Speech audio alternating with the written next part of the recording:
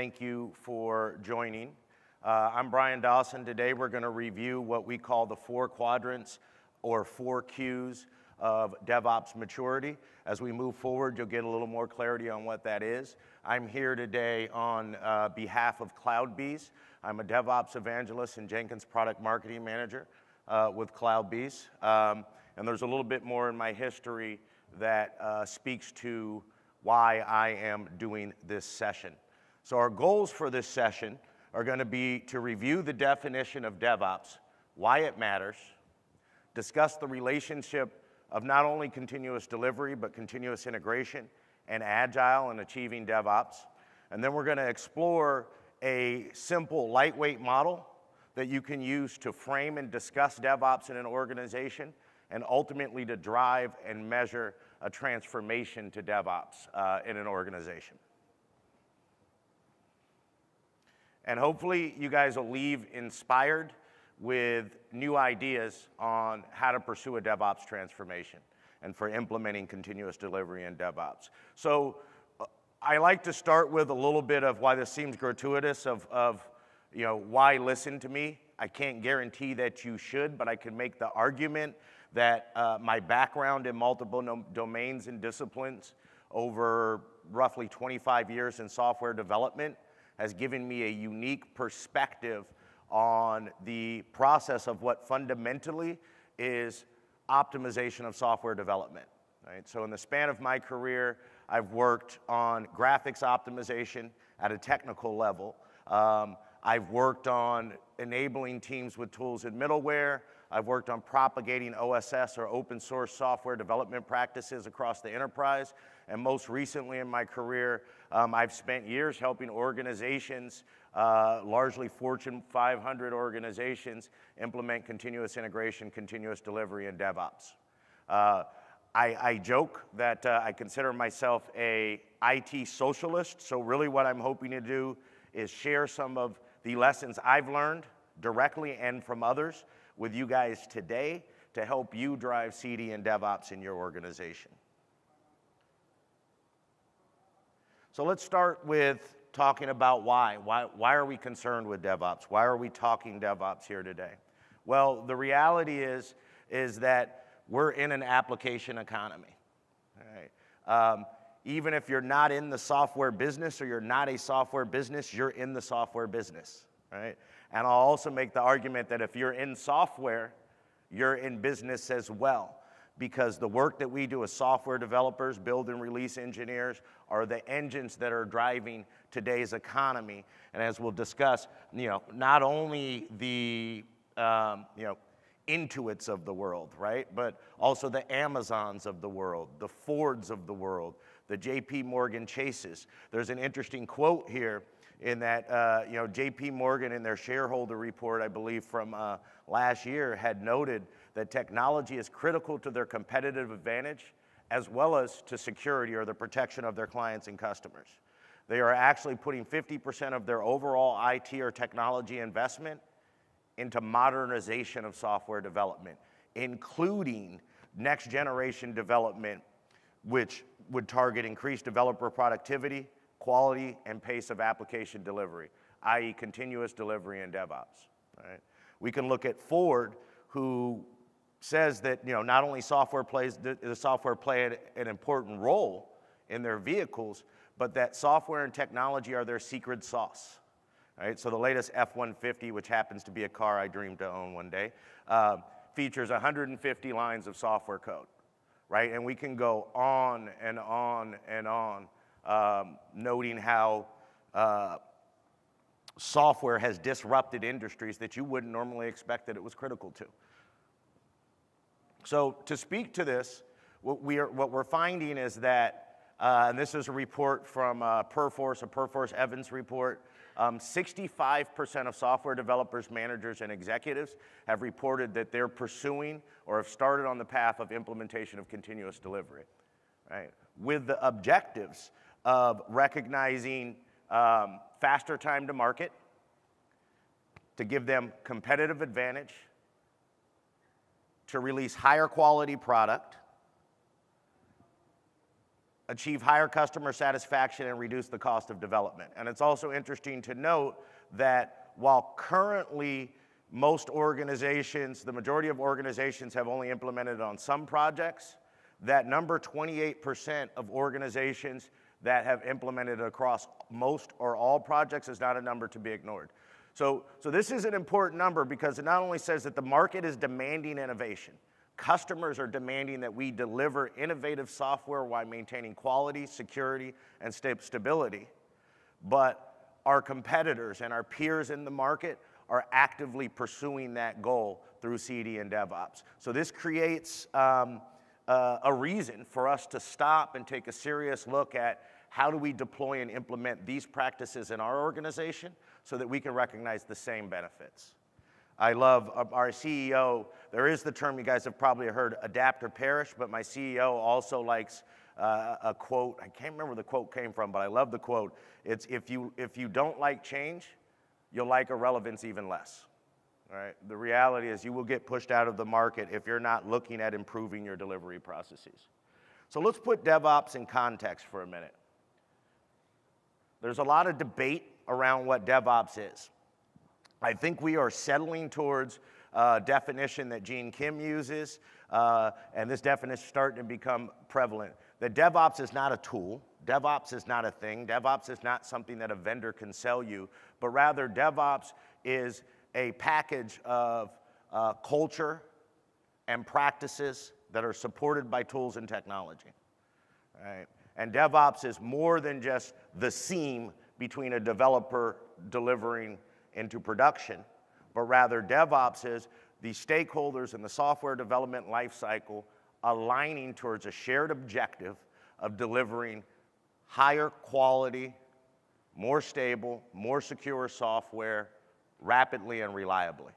Doesn't necessarily mean 2 weeks, but it does mean that we can do the same thing with confidence again and again. And this leans on,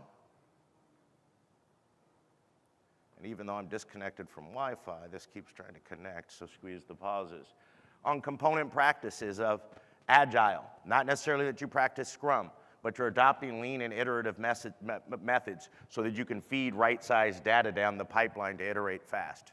Continuous integration, so you're finding failures early as you introduce change, and it's less costly to correct.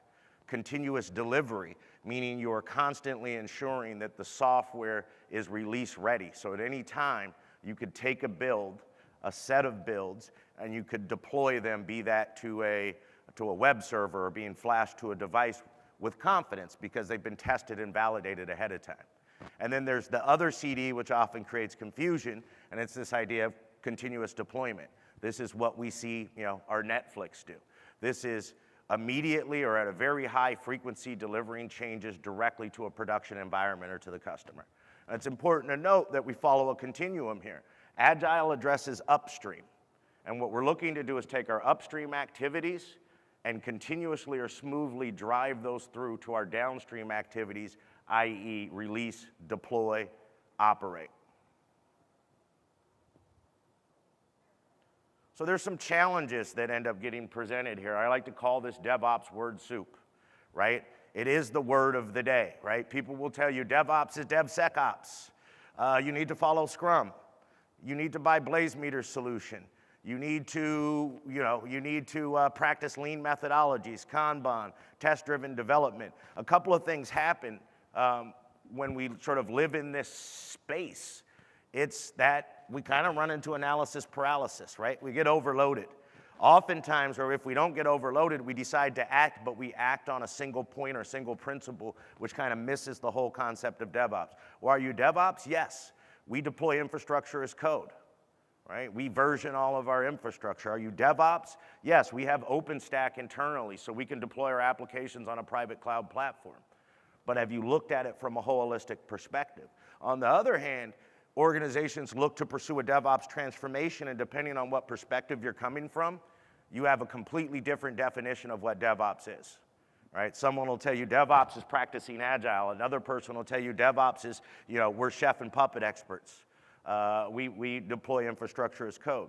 So what I recommend and what I've discovered works is to take an approach that says, look, instead of getting caught up in the details, those practices are important, those practices are valid, but the whole idea of the devil being in the details is why you need to deal with them eventually. If you deal with them prematurely, they will slow you down, they will freeze you up, and you won't be able to make progress. Okay? So what I found works to get moving, and why we're talking about the simplified model, is to simplify. Stop. Honestly ask of the stakeholders in the process, where are we today? What do we do good? What do we do poorly? Right? We're able to innovate. You know, we have often software, but when we deploy, we spend too much time finding defects in production and firefighting those, and sometimes they're exposed to customers. Or we never expose ourselves to customers. But you know what? Guys lay their lives on the line to make sure we get software out, and employees are running out the door, right? So figure out, don't say I want to do TDD. Don't say I want to do DevOps. Assess what you do good, what you do poorly, and then decide where do you want to go, right? So we want to be in a situation where we can grow our SaaS business, and we want to be able to deliver software to production every 2 weeks with a defect rate that is no higher than 50%, and we have 0 Sev1s, for instance. And get your stakeholders aligned on those shared objectives, then at that point you can start to say, how do I get there? What do I need to do? So ask the question, where are we? Where are we going? How do we get there? And then you can begin to make a plan. Okay? So this gives us a chance to introduce a model to sort of take a simplified look at this. Instead of trying to apply a CMMI level, rigid maturity model to DevOps, let's stop for a minute. Let's not talk about the specific practices, but let's identify a simplified model that will allow us to assess where we're at, allow us to have discussions across stakeholders from novice to expert. Now, this model here is a model that was derived from work I did as a CI/CD consultant, work I did in public workshops where I would just use this framework as a way to have discussions around where are we, where do we want to go. And it turned out that it was sticky. And we were able to use this actually in the real world to apply and drive a DevOps transformation. Part of the power of it, and to some it'll be frustrating, is that it's subjective, right? It's reductive, but in a positive sense. It takes a complex problem, divides it into a 4-quadrant problem space, as you guys have identified, and then allows you to figure out where you fit it in and where you want to be. So let's introduce it, right? We start with the x-axis. This consists of what are standard software development lifecycle phases. No matter what you're developing or what industry you're in, you practice some form of these, if not by another name. You have to define what you're going to do. You have to plan what you're going to do. You're going to have to code it. You most likely have to build it, whether that's compiled code or not. It has to be constructed. You usually have some level of higher level integration, test, release, deploy, and ultimately you're going to have to operate. We can divide these, and we'll find out why in a bit, into what we call, again, upstream activities and downstream activities.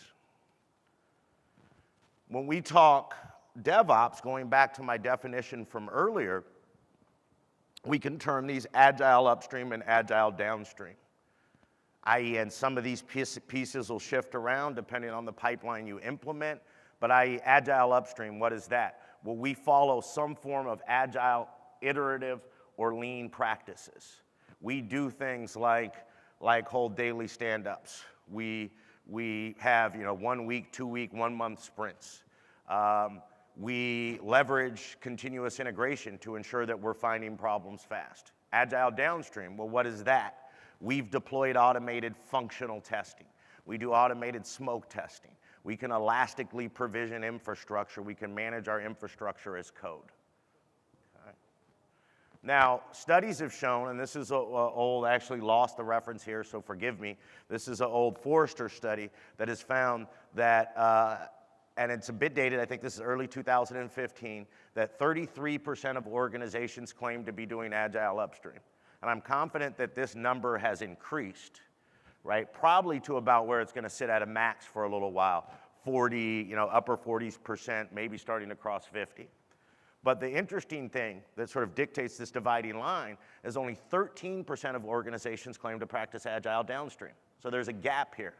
People have invested up front in being Agile, but their definition of done is broken. They can't recognize the value of their downstream delivery or the delivery part of the development process because they haven't implemented the practices. Well, why does this matter? Let's take a look at cycle times, right? So a non-Agile organization, if these flip these numbers, has a non-Agile upstream, which practices serial, oftentimes manual, handoffs between the phases in the SDLC.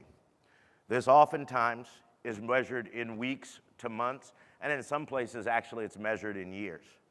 We could look at, some people do the regulation in aerospace, et cetera. Non-Agile downstream, 80% of people work this way, is a similar thing. Serial, manual handoffs measured in weeks to months. Well, why does this matter? Because our ability to respond to the market, either due to competitive threats, introduction of new technologies, identification of defects, security threats, our ability to respond to that is measured in greater than months. Our time to market, our time to response is slow. We can't compete in this way in the IT economy as we laid out. Now let's flip this. Let's look at mixed streams, right? So a lot of organizations over the past 5, 10, 15, even 20 years have aggressively adopted Agile. These organizations can define, plan, and oftentimes generate a build in weeks, days, or even hours. But when we look at our stats, we'll find that a number of these organizations, again, 87% of them still have not implemented Agile downstream. So even though they've put in an investment in Agile upstream, their time to market is still measured in months. They're still bound by their downstream activities. That is their constraint. What we want to reach is an area where Agile upstream and downstream really aren't discrete units, but rather it's a continual system-based flow through the process, and we can measure our time to markets in weeks, days, or if you're aggressive in adopting continuous deployment, even hours. Okay? So this is the idea of sort of the left-hand side of what will be our quadrant model and the right-hand side of our quadrant model, upstream and downstream. We need to look to remove that barrier and connect the process all the way through. That is really what CD and DevOps ends up being about, but not just that single stream, but the whole process. Okay, so let's take a look at the y-axis. Right? Our y-axis, and we'll back out of that, measures the level of adoption or penetration of those upstream and downstream practices. Are they implemented at team level by one or a few teams? Are they implemented at work group level within a section of our organization or around an entire system or application? Or are they codified and implemented across our organization at enterprise level? And we see an interesting segmentation when we look at it here. So 33% of organizations practice Agile upstream, but only 22% of those organizations have managed to solve what is admittedly a difficult problem. How do we scale what are effectively sort of team-level principles across our organization as a standard? We take our 13% with Agile downstream, and then we kind of blend some other industry data out there, and we say that the people that have managed to scale, connect upstream and downstream, and scale them across the enterprise are the rare few that are living in the upper right hand of this space. And it's roughly 10%. I would argue that it's actually even lower, and I would also note that even within this quadrant, you're gonna have different levels of maturity. You're gonna have people that probably sit towards the lower left-hand side, and very, very few people that sit towards the upper right-hand side. But this is where we wanna get. Why do we wanna scale across the organization? And we'll look at right here what sort of non-enterprise scale looks like, right? 88% and 90% of organizations have not managed to do these things at enterprise scale. This is where you're going to have probably unintended bimodal or hybrid development processes. You may have that, that awesome greenfield mobile team that has managed to, from ground up, build an end-to-end continuous delivery or DevOps practice. You may have other teams that are still stuck with upstream Agile, and you may have other teams that are intentionally or unintentionally legacy and waterfall. The hit on this, among other things, and I can go on for a long time because this has been where a lot of my focus is that you're going to have cost associated with it. Things like you're going to have fragmentation of tools. So you're not going to get the economy of scale and licensing costs. You're going to have teams that need dedicated servers and infrastructure to support their process and their tools. You're going to have an inability to share practices because you guys just aren't doing the same thing. You're going to have compromised visibility and possibly even security exposure. Okay. So what are our gains, however, in getting in that enterprise DevOps or enterprise Agile upstream space? It's been proven by the market leaders, some of the guys I noted, some of you guys are well familiar with, some that have spoken here, that you tend to be able to innovate faster. You can respond to market conditions, as we've noted. This gives you a competitive advantage. Even at its base, you tend to find that you're eliminating waste and you're gaining productivity. And an important thing I like to bring up that I'm starting to hear more and more as I talk to prospects and clients is you get the ability to retain and gain top talent. Most of us don't go into this space because we want to punch away and manually go through run books to get things deployed, right? We are here because we want to innovate. We want to solve problems. And if you give me a process that automates the day-to-day tedium and allows me to deliver and get things to market, I'm happier, I want to stay. Plus, I'm going to tell my buddy to come work with us, right? So if there's so much value here, why isn't everybody doing it? Well, connecting upstream and downstream requires that you successfully align people on what I call the DevOps Trinity. Okay? The DevOps Trinity, you can look at people, process, and tools, or I kind of cheat. I'll call it people, culture, process and practices, tools and technology, right? All of these are equally important in facilitating a CD or DevOps transformation. All too often you will see an organization, and I keep picking on, we're vendors on vendors, or vendors telling you, all you need to implement CD is to deploy our tools. Well, you know what? People need to buy into that process. They need to culturally adhere to that process to carry it forward and improve it, right? Or you can bring people along culturally, but if you don't have the tools and process to support them, it could be difficult. Now, there's a problem here. There's some inherent chasms in the way that software development has been structured and organizations have been structured to support software development that makes it difficult to connect this upstream and downstream, right? Culturally, upstream is rewarded and oriented towards implementing changes, innovating. I want to move fast. I want to get stuff towards market. Downstream, you're rewarded by and oriented towards in test and operations and maintaining quality and stability. I'm not against innovation, but at the end of the day, I'm going to be measured by did I break stuff, right? You look at the practices that are becoming prevalent, right? Agile practices, Kanban, and we'll talk a bit about an organization that meanwhile these people are still delivering into infrastructure and operations or downstream environment that's managed via Excel spreadsheets, and it's PMBOK focused and it's waterfall oriented, right? And even our tools and technology that we value and how we procure them differ between upstream and downstream. Okay?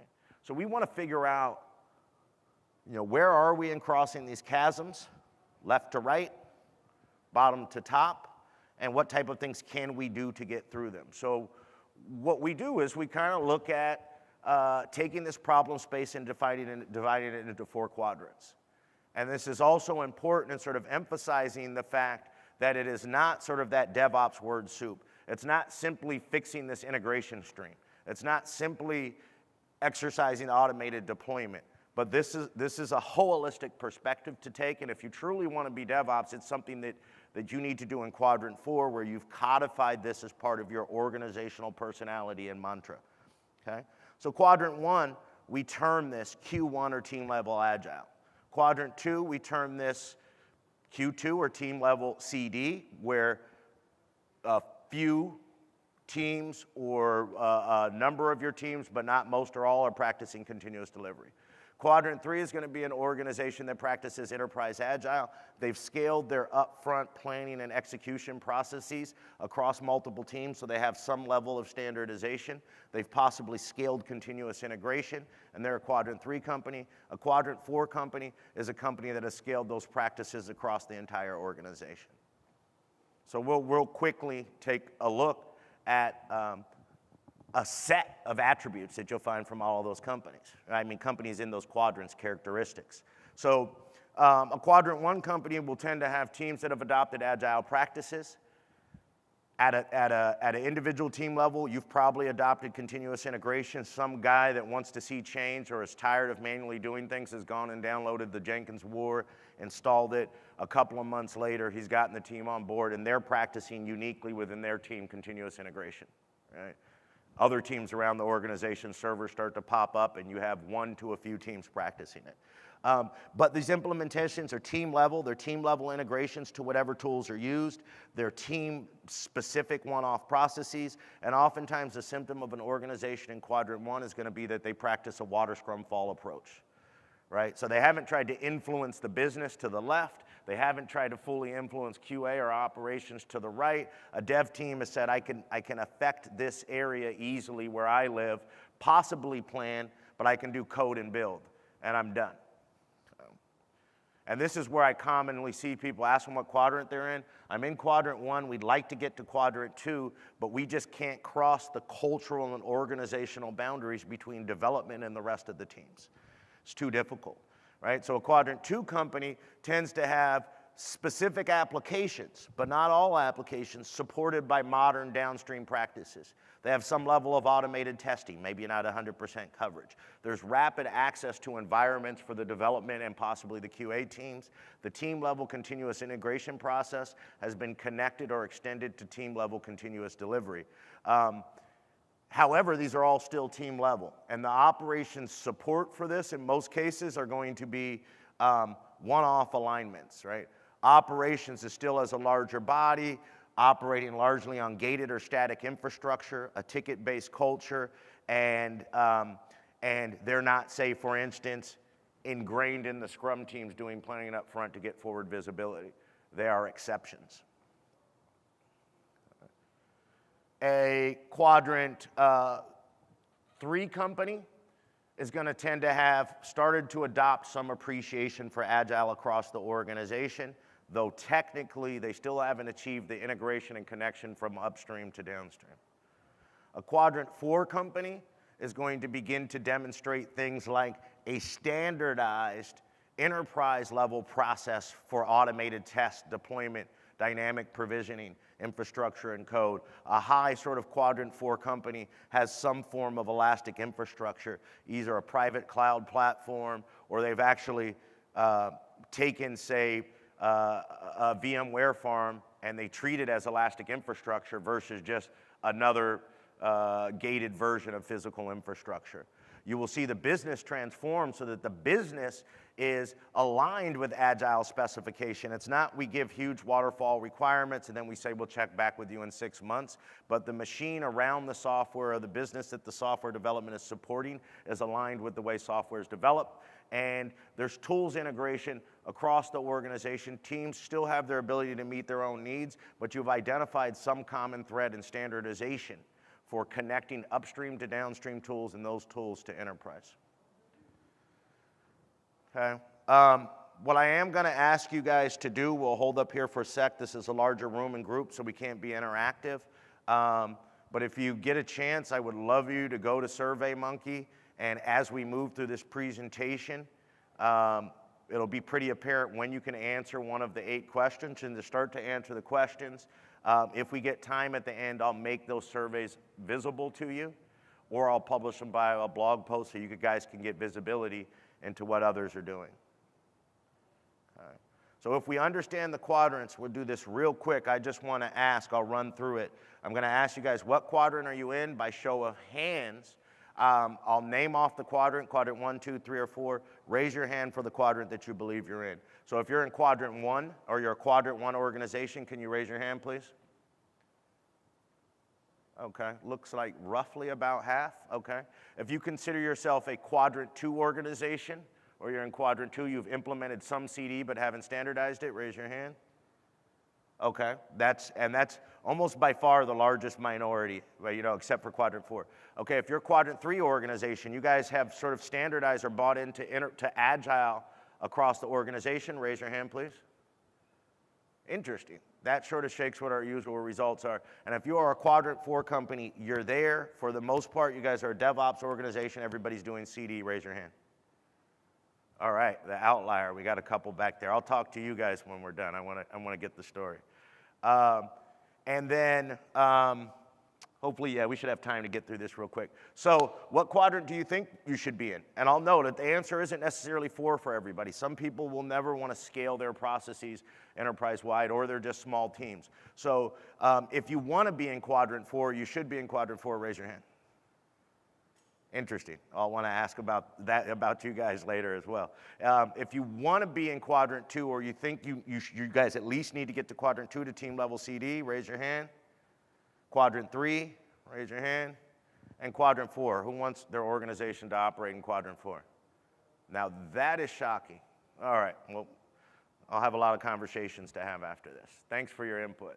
Let's to sort of highlight the application of the quadrants model, let's talk a bit about adoption patterns.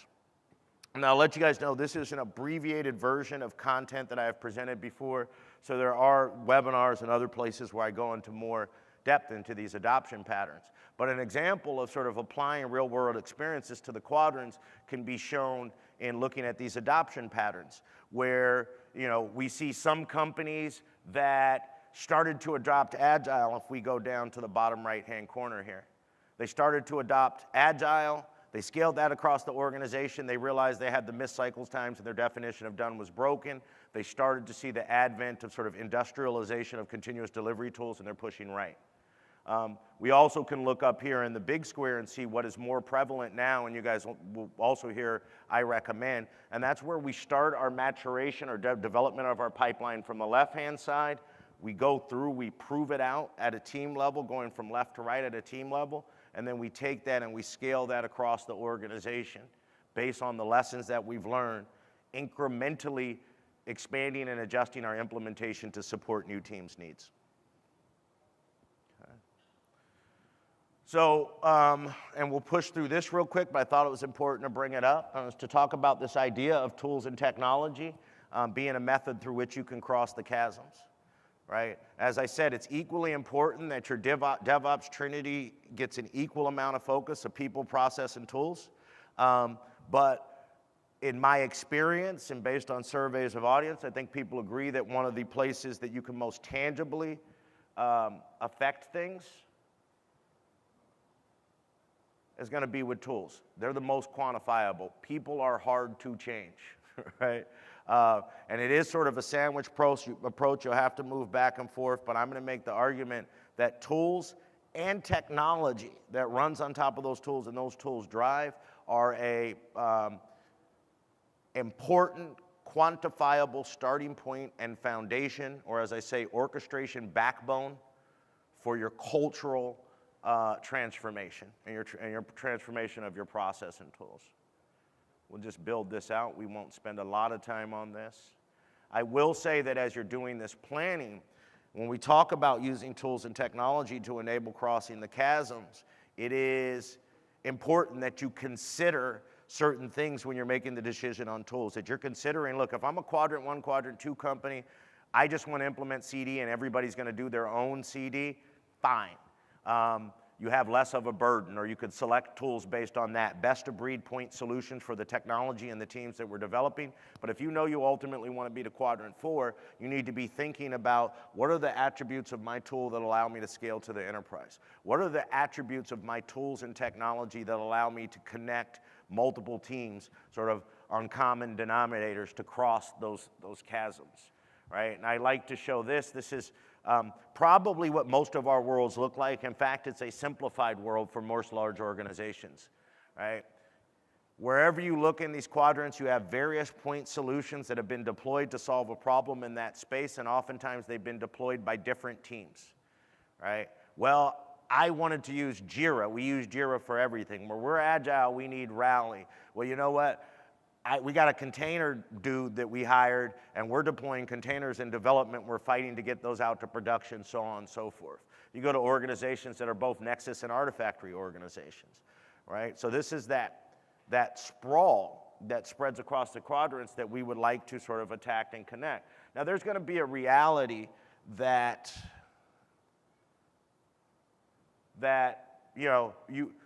if you're in a mature organization, you're not necessarily going to restructure out the separation or organizational separation between these phases. But you do have to figure out how to cut continuous delivery through them. And there is going to be the reality that there's best-of-breed point solutions for each of the SDLC phases. But what we need to figure out how to do when we make tool selection is how do we integrate and automate or connect these across the organization so we can achieve continuous flow? And then how do we scale these and connect these so that they address enterprise concerns of security, portfolio management, application performance management, et cetera, right? We want to implement things that enable us to have a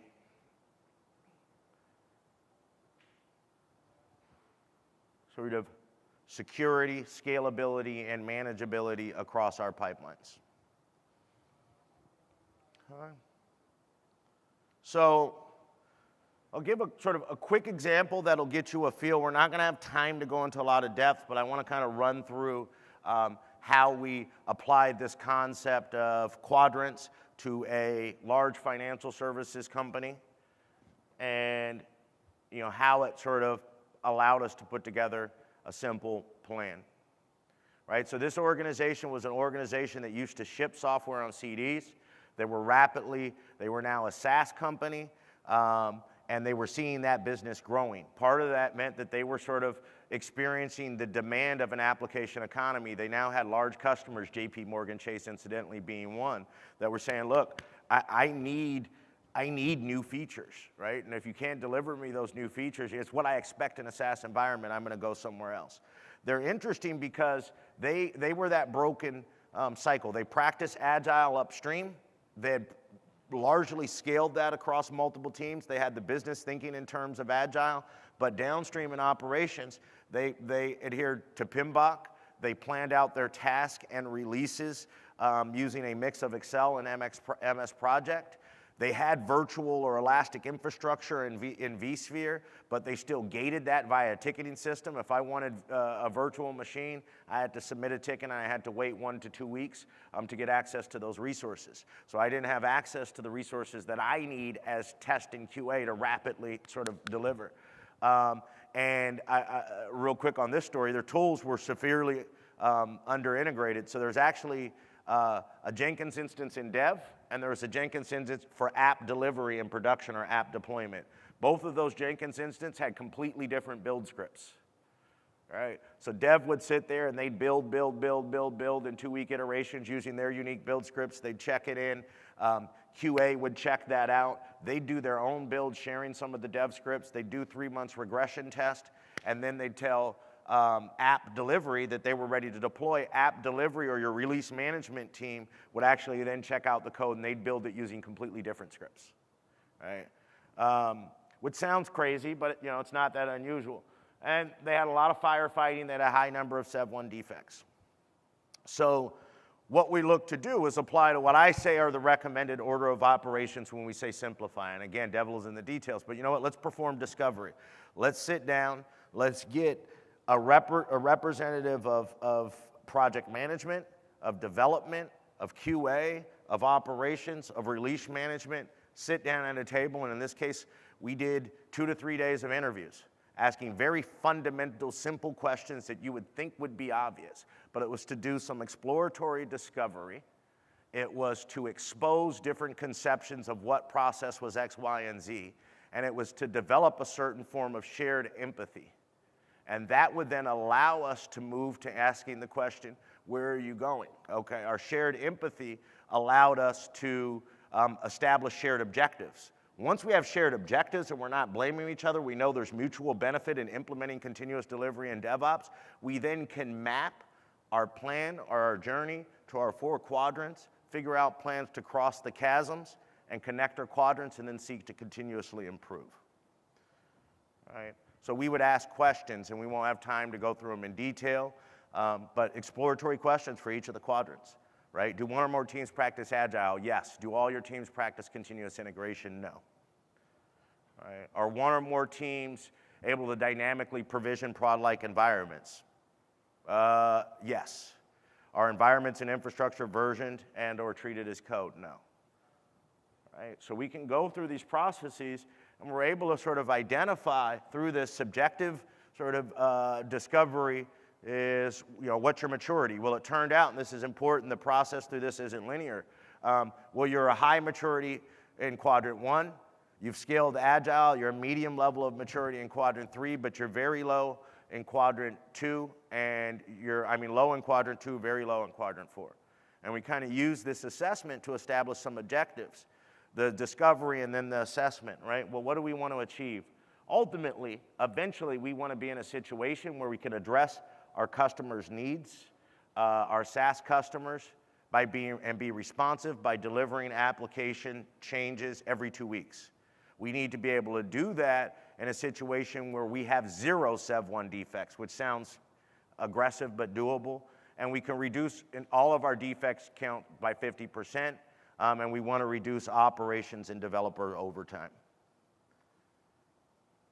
So short-term tactical, they chose to focus on connecting those tools, establishing a shared continuous delivery as a service platform, implement automated testing or begin on the process of implementing automated testing for all applications so they can support that fast iteration time.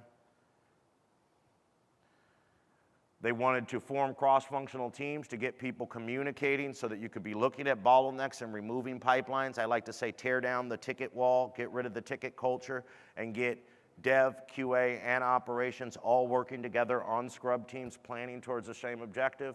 And overall, have the organization foster a collaborative culture, but within reason. This was an organization where you used to have hours of management meetings to get anything done. Well, you still kind of had collectively hours of meetings, but people were enabled to meet individually across their functional silos and collaborate to solve problems. And so what we decided to do in terms of mapping was take them from quadrant 1 to quadrant 2, establish team-level CD first based on the shared platform. In doing that, we'd form a cross-functional team, and we'll talk about it in a minute. This would be our red team, and look to achieve start to achieve a high level of maturity in quadrant 2. We then sought to go from quadrant 2 to 3 and 4. Really, the goal was 4, but 3 and 4 at the same time. So we aligned the upfront project management practices. We started to build out enterprise infrastructure to support a CD as a service strategy, meaning we connect our upstream and downstream tools, and we provide rapid access to environments so teams truly could build as soon as they committed versus having 2 VMs that they had to wait on getting access to. And then we look to move into 4 and build, in this particular case, though I'm not a huge advocate of DevOps teams in the long run, take what we learned from our red team or our pilot team in maturation in quadrant 2, build them into a center of excellence, and then begin to propagate these practices across teams, learning and extending sort of this shared common platform as a service as we brought on new teams and discovered what their needs were, and that allowed us to scale up into quadrant 4 and achieve a high level of maturity in quadrant 4. Okay.